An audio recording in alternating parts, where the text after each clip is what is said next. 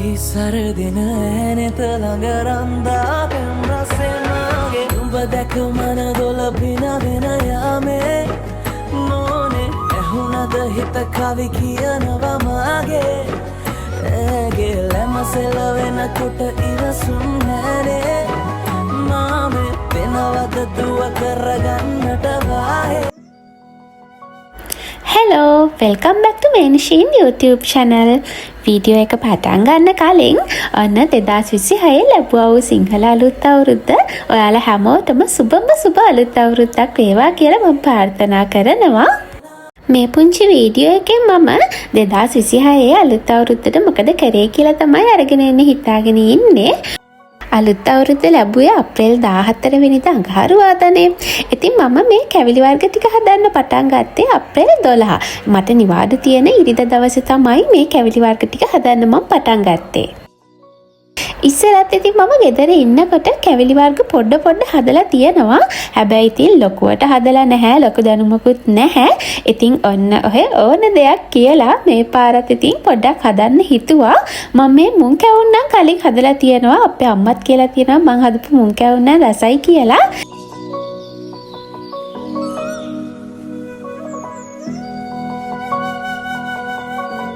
මේ හදන්නේ ඉතින් අතිරසත් කලින් හදලා තිබුණේ. හැබැයි මම ලංකාවේදී හදපු එක නම් ටිකක් ගල් වුණා.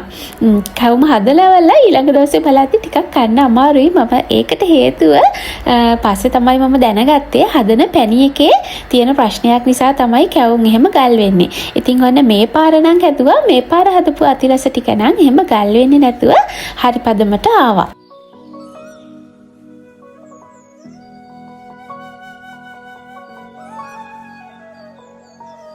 කොකිස් ටිකකුත් ඉතින් මෙන්න මේ විදිහට හදාගත්තා.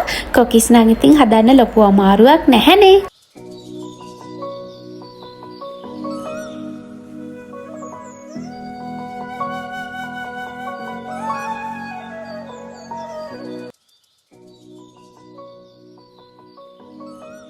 ඔන්න ඉතින් අප්‍රේල් 14 වෙනිදාත් උදා වුණා. මං ඉන්න ඇකමඩේෂන් එකට මේ විදිහට තමයි ඉර පායනවා පේන්නේ. මං අදේම ඉතින් බුදුන් වැඳලා ඔන්න මගේ වැඩ ටික කරන්න පටන් ගත්තා.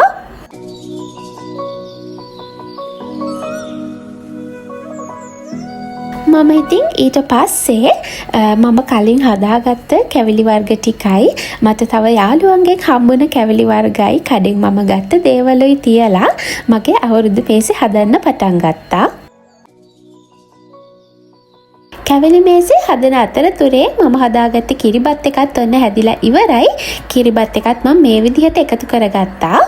අන්තිමට ඉතින් මගේ කැවිලි මේසේ මෙන්න මේ විදිහට තමයි තියෙන්නේ.